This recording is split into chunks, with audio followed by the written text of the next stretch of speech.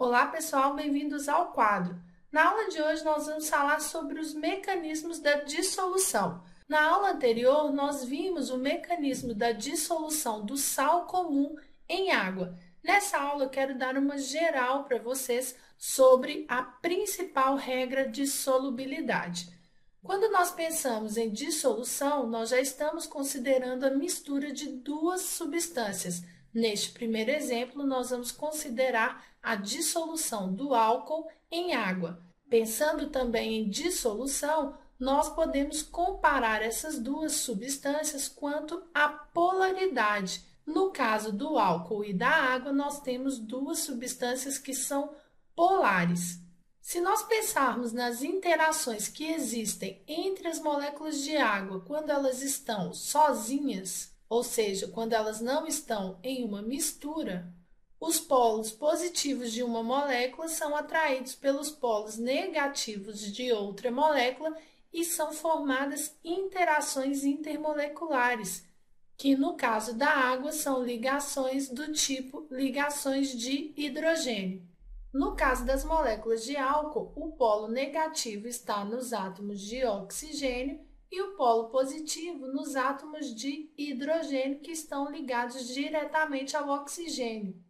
Entre as moléculas de álcool também existe uma interação que, assim como na água, é uma ligação de hidrogênio. Porém, entre as moléculas de álcool, a ligação de hidrogênio é mais fraca que a ligação de hidrogênio que existe entre as moléculas de água. Considerando a mistura entre essas duas substâncias, haverá interação entre os polos positivo da água e negativo da molécula de álcool e vice-versa. Essas interações também são ligações do tipo ligação de hidrogênio. Pensando agora na mistura existente entre a gasolina e a água, vocês já observam que a gasolina não se mistura na água. A gasolina é uma substância apolar, enquanto a água é uma substância polar. Na gasolina, há a presença de vários hidrocarbonetos, um deles é o C8H8, que é o octano, e esses hidrocarbonetos interagem entre si com ligações do tipo van der Waals, já que eles são apolares. É por causa da estrutura apolar que a água não consegue interagir com o octano, pois a água não encontra aqui polos para se ligar. Esse é um dos motivos que faz com que uma substância se dissolva em água e outra não.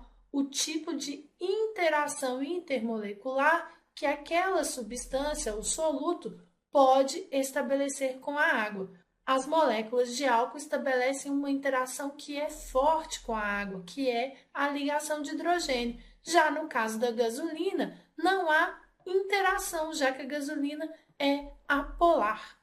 Considerando os dois exemplos, nós podemos concluir que substâncias polares tendem a dissolver outras substâncias polares e que substâncias apolares tendem a dissolver substâncias apolares. É o caso, por exemplo, da parafina, que é apolar e que se dissolve em gasolina, que também é apolar.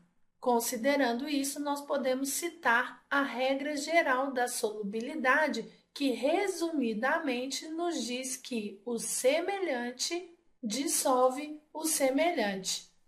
Neste momento também vale a pena citar o conceito do solvente universal, que é uma substância capaz de dissolver quase todas as substâncias existentes no planeta. Esse solvente é a água, e por isso a água é tão importante para a sobrevivência dos seres vivos no planeta.